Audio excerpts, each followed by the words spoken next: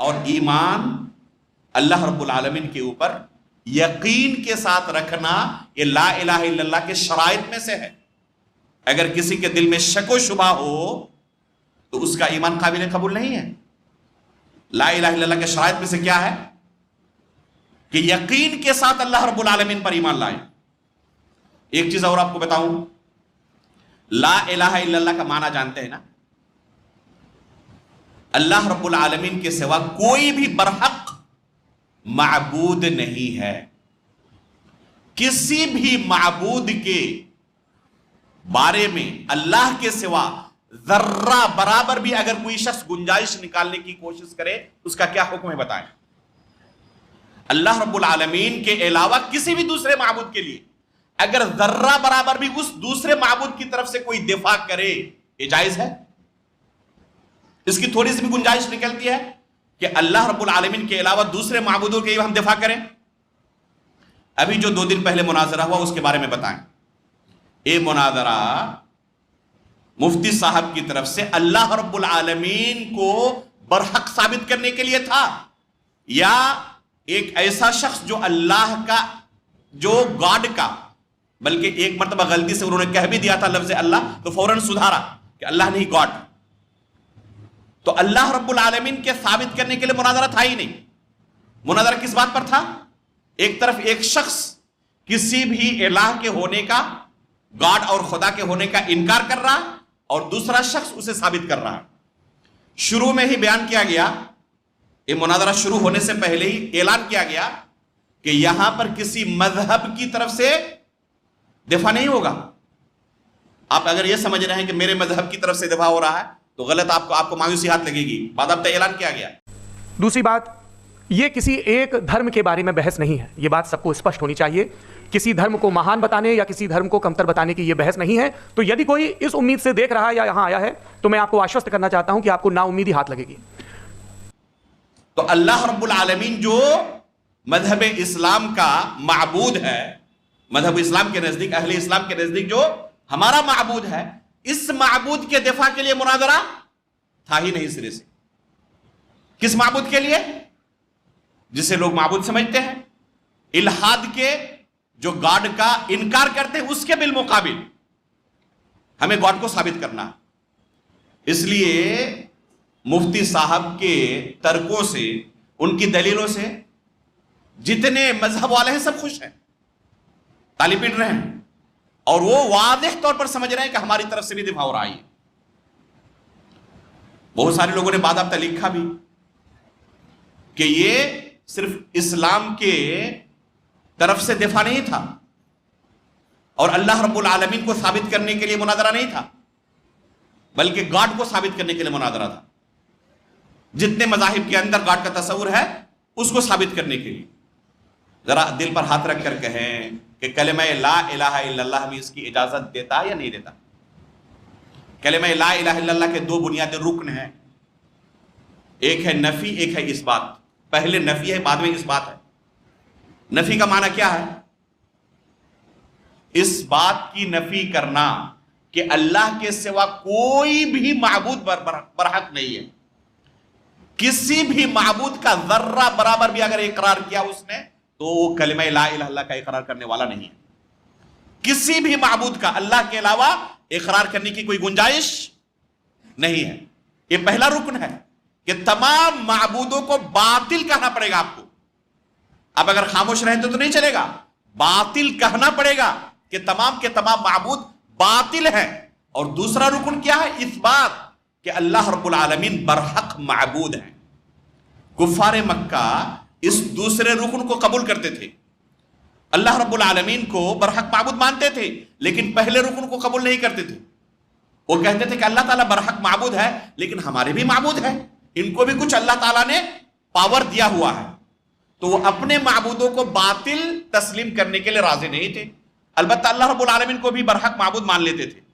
باضابطہ کہتے تھے ما نعبدہم الا لیقربونا الی اللہ زلفی.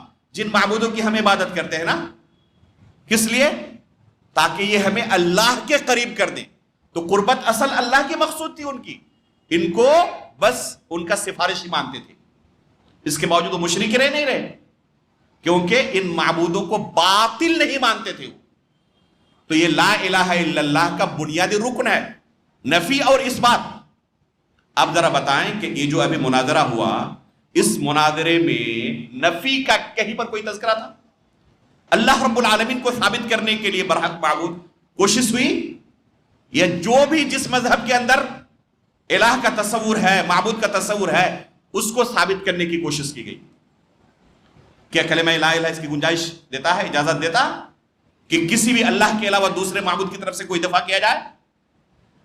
اس کی گنجائش نہیں ہے. ایک اور چیز آپ کو بتائیں، اس طرح کے مناظرے جب ہوتے ہیں تو لاکھوں کروڑوں لوگ دیکھتے ہیں. اب آپ ویوز دیکھ لیں، کتنے لوگوں نے اب تک اس مناظرے کو دیکھ لیا ہے. اس مناظرے میں جو کچھ پیش کیا گیا، بہت سارے مسلمانوں نے اسے اللہ رب العالمین کا عقیدہ ہمارا یہی ہونا چاہیے یہ سمجھ کر قبول کیا ہے. اچھے خاصے پڑھے لکھے لوگ بھی، چونکہ عقیدے کے دروس ہمارے یہاں کم ہوتے ہیں، وہ بھی اہل حدیث مدارس میں، مساجد میں کچھ ہوتے ہیں، دوسروں کے ہاں تو اس کا بھی اہتمام نہیں ہے. ان بنیادی مسائل کا علم نہ ہونے کی وجہ سے کہاں پر کیا کچھ غلطی ہو رہی ہے ہمیں احساس بھی نہیں ہوتا، اور جو چیز وہ بیان کر رہے ہیں سمجھ لیتے ہیں کہ ہمارا عقیدہ اللہ کے بارے میں یہی ہے. ایک عقیدہ اللہ رب العالمین کے بارے میں بار بار ثابت کیا گیا اس مناظرے میں، کیا کہ اللہ رب العالمین یا جو گاڈ، جس گاڈ کے بارے میں وہی کر رہے ہیں، کیا ہے وہ؟ نان فزیکل ریالٹی ہے. Science doesn't have the processes to prove اور disprove the existence of God. Why? کیونکہ سائنس کا تعلق امپیریکل ایویڈنس سے ہے، اور امپیریکل ایویڈنس کا تعلق ہمارے نیچرل اور فزیکل ورلڈ سے ہے، جبکہ گاڈ نان فزیکل اور سپر نیچرل ریالٹی ہے. کہ گاڈ نان فزیکل اور سپر نیچرل ریالٹی ہے یا میٹا فزیکل. یہ فزیکل اور نان فزیکل کا لفظ اللہ رب العالمین کے لیے استعمال کرنا جائز ہے؟ یہ بال اتفاق اہل سنت والجماعت کے نزدیک بدعتی لفظ ہے. اہل سنت والجماعت کبھی بھی جو اللہ رب العالمین کے بارے میں صحیح عقیدہ رکھنے والے ہیں، کبھی بھی اس لفظ کو وہ قبول نہیں کر سکتے. اللہ رب العالمین کے لیے فزیکل یا نان فزیکل کا لفظ استعمال نہیں کر سکتے. یہ جائز لفظ نہیں ہے اللہ رب العالمین کے لیے، کیونکہ کتاب و سنت میں یہ لفظ وارد نہیں ہوا. اللہ رب العالمین کے لیے ہم فزیکل یا نان فزیکل کا لفظ استعمال کریں. اگر کوئی ہم سے پوچھے، سوال کرے کہ اللہ رب العالمین فزیکل ہے نان فزیکل ہے، کیا جواب ہوگا آپ کا؟ اب تو آپشن آپ کے پاس دو ہی ہے، دونوں میں سے کوئی اختیار کر لیں.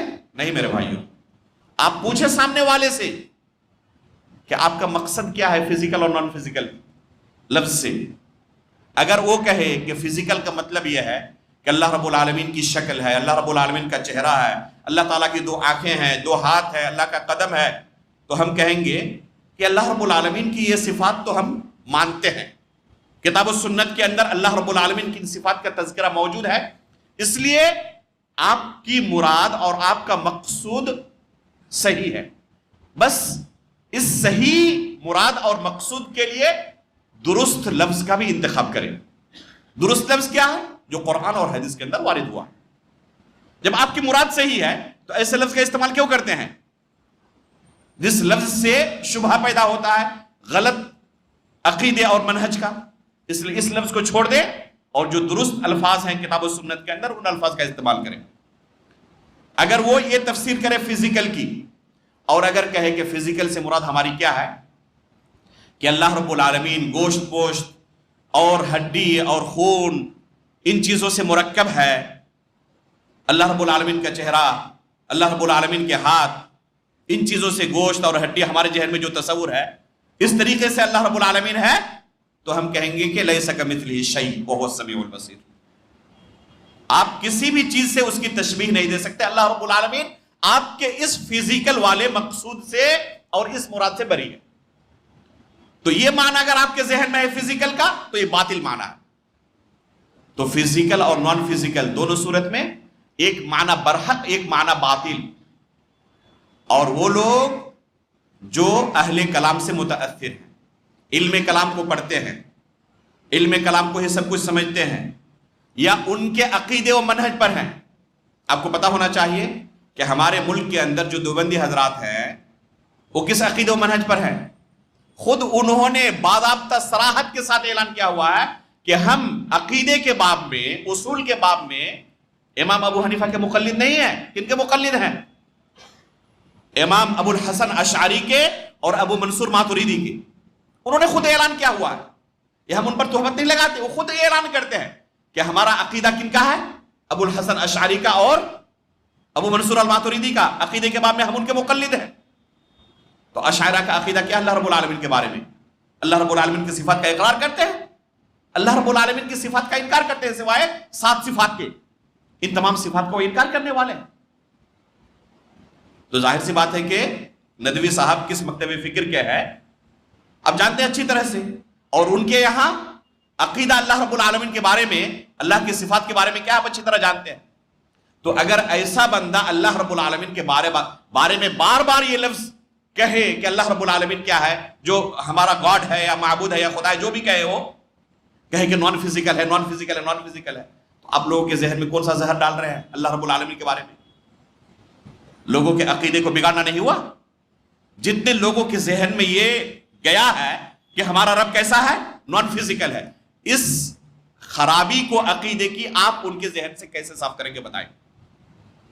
کچھ لوگ بھیج رہے ہیں باضابطہ, یہ اس کے لنک کے سنو کتنا شاندار مناظرہ ہوا.